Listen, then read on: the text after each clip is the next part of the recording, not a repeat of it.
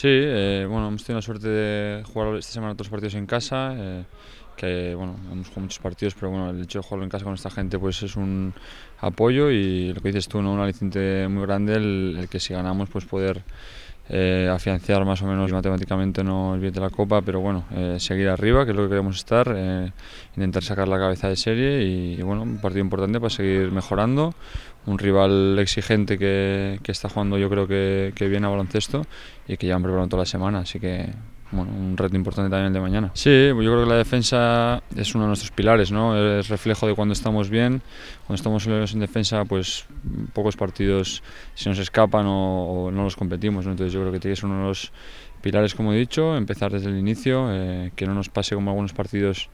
de ACB que nos cuesta un poco empezar, también pues por el desgaste físico, pero que tenemos que estar mentalizados de que va a ser un partido duro y basarnos un poco en la defensa para hacer nuestro juego e intentar sacar otra victoria.